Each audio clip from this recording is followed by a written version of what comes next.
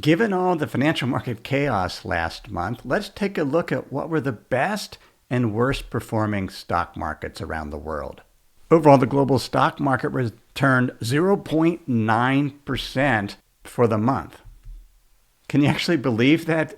Given all the news, you would think that the global stock market was actually down last month of April, but it had a positive return.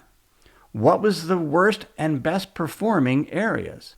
The worst performing was U.S. small cap value, down 4.5% in the month.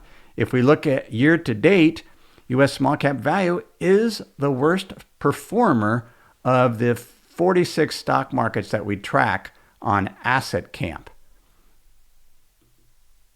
Going back, let's take a look at the best performers for the month.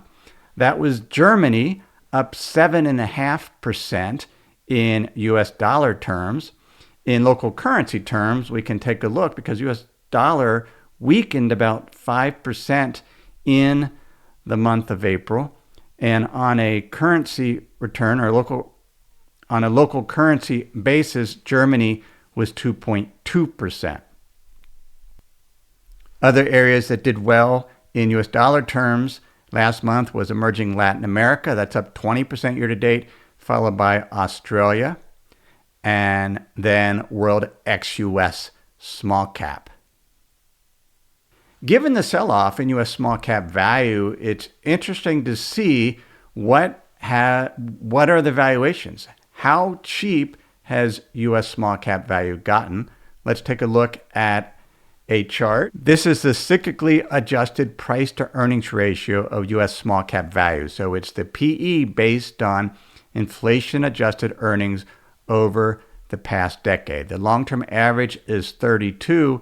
If we look at what happened last month, the valuations fell. It's down to 22.3, almost 2 standard deviations cheaper than the long-term average. And so, as we put together our monthly investment strategy report on Asset Camp, one of the areas we'll focus very closely is U.S. small cap value.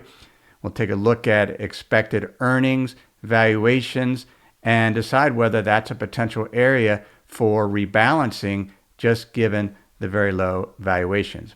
You can check out a free copy of our Asset Camp strategy report as part of a 7-day free trial. You can check that out at assetcamp.com.